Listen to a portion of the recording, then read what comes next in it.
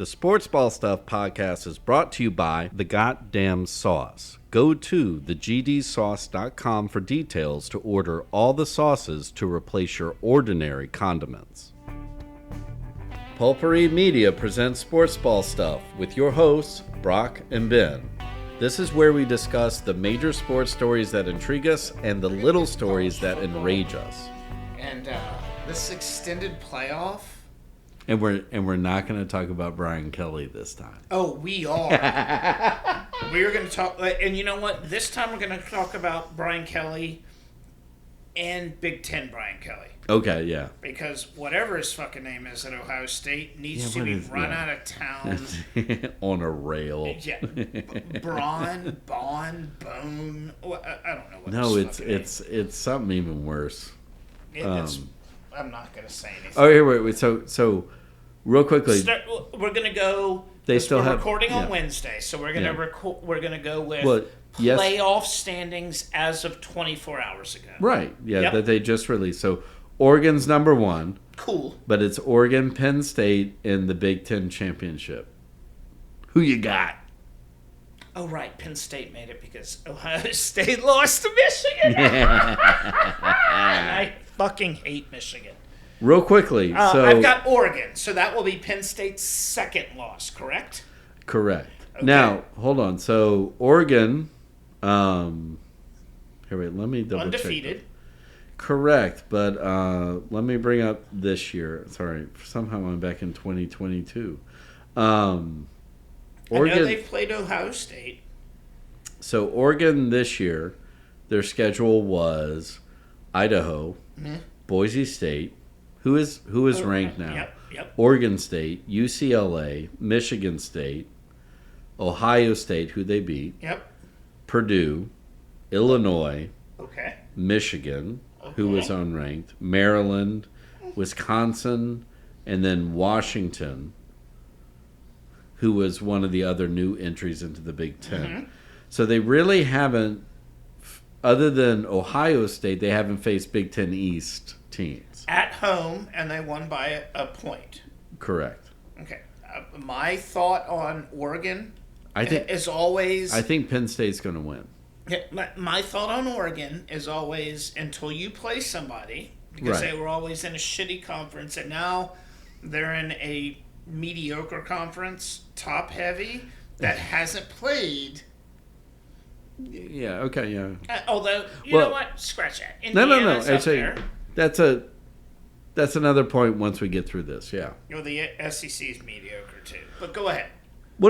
So I was gonna say with the collapses of other conferences and the adding into these other ones. Is what did excuse me? What did you say at the beginning of the season? Everybody would end up with at least a loss, if not two. But what we're seeing is that out of the power conferences, it's diluted the field. Right. So now, like again, what we thought were the power schools in the SEC are no longer that way because it's not like and also because of NIL. Yeah. Name, injury, licensing. It's not injury. I swear to fucking imagery. Imagery. Yeah. Okay. Sorry. But no, you're right. So it's like... Don't worry. I was getting to that. Let's get to the rest of this. But yeah, it's timer. Like... Anyway, so... Timer. Oh, shit. It doesn't fucking matter. Right. I just needed to remind you so you can keep track now. Yeah. Yeah. Okay. But yeah, and I'm going to come back to that too. Yeah, we're not getting into NIL yet, but go ahead. No, but I mean, overall, is that this whole thing of this team's in this conference. What we've seen this year is again, Oregon can run the Big Ten without actually having to play the current power teams in the Big Ten until they get to the championship. Which is going to happen to the SEC. Is the Big Ten one conference like it used to be with baseball, or is there still split into two divisions? I think they're one conference. Right, top two teams. Yeah. Right, it's a baseball. Yeah. Or soccer in Europe. Yeah. Which is how it fucking should be. Yeah. So the SEC's like that too. So you're going to see teams that have easier years unless they schedule same school rivalries. Right. Like, I'm sure the SEC will constantly rotate, but you're still going to see Auburn play Alabama. Yeah, you're going to have the Iron Bowl. You're going to have LSU play Mississippi State. Right. You know, Florida and Georgia. You're still going to need these things. Ole Miss and Mississippi State are always going to play. Yeah. I would think you would do Texas A&M yeah, all the time, but other than that, they're going to rotate, right? Yeah. Which, like you said, it's going to take away from shit. Which I'm going to get to now. Notre Dame. Yeah. Not being in a conference, I am fucking sick and tired of hearing. And again, I'm not a Notre Dame fan. No, but they're God's team, so correct. I have to like them. I don't want to hear the argument. They're your mother's favorite team. That's the important part. Correct. Yeah. I don't want to hear the argument of they don't play anybody at all, because they play, other than, what was it, Northern Illinois? Yeah. All right. They're not playing like Division III teams like everybody else is on homecoming. They are playing BCS squad. I can't believe I just called them BCS squads. Well, so we started off the year beating Texas A&M at home. Okay, and where? I need my phone now. And remember, everybody was like, nobody could beat Texas A&M at home. Yep, exactly.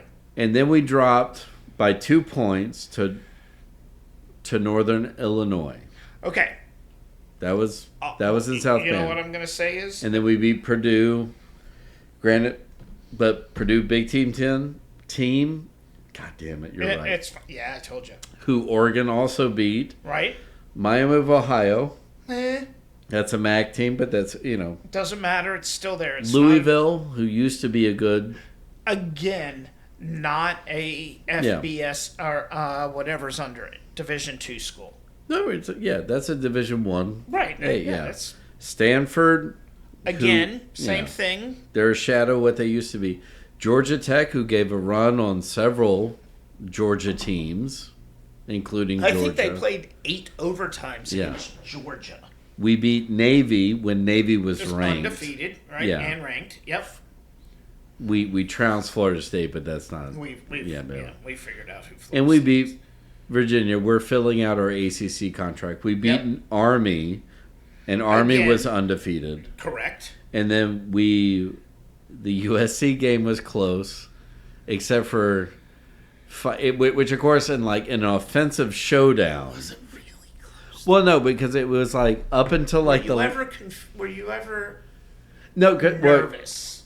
No, but I always get nervous in a game when it's when it's like a shootout. Yeah, well, and it was a shootout. If you can't get a stop. Yeah, and then all of a sudden, the guy and the announcers in the game fucking said it perfectly. Like the first pick six was like, oh, they've been picking on them all game. So how many pick sixes do they have? 2 in a row. For how many yards total? First are 199 yards. There you go. Here's the question. Wait, how long is a football field? 100 yards. There you go. But it was the second longest pick six and tied with the longest pick six. Desmond Howard? In Notre Dame history. Oh, no, not Desmond Howard. Yeah. So the 100-yard one went back to 1924. Oh, okay. I didn't know. All right. Yeah. I was. Or it went back to Four Horsemen days. That's how long ago. Think about that. They weren't throwing the football then. No. Yeah, no, that was when Newt Rockne was on the team, not coaching the team. Exactly. Okay. But that's why at least in the Irish nation, it's if we can get hot in the playoffs, defense wins championships. Correct, yeah. Okay, that's all I'm going to say. And the defense is good, but our offense is clicking. Like, it didn't click against Northern Illinois, and that's fine. But that was their national championship, too. That was week 2. That was their national championship. In every game since then, they've been improving. But so this is where. Where does it stand? Good Lord, it still hasn't. But it's fine. We're good. As long as you know what's up. But this is, and I'm gonna set you up with this one.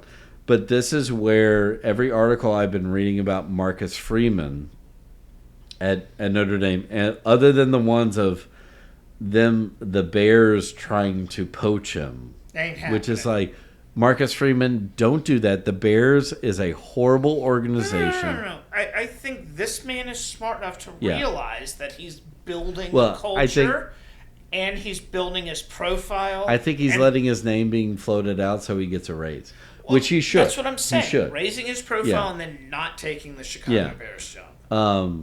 But I would love him at LSU. He works the. I would love him at LSU. You would, because you know what he knows how to do other than your boy? He knows how to work the NIL transfer portal. Okay. And that's... Okay. How much time do I have? No, hold on. No. Let me finish up real quick.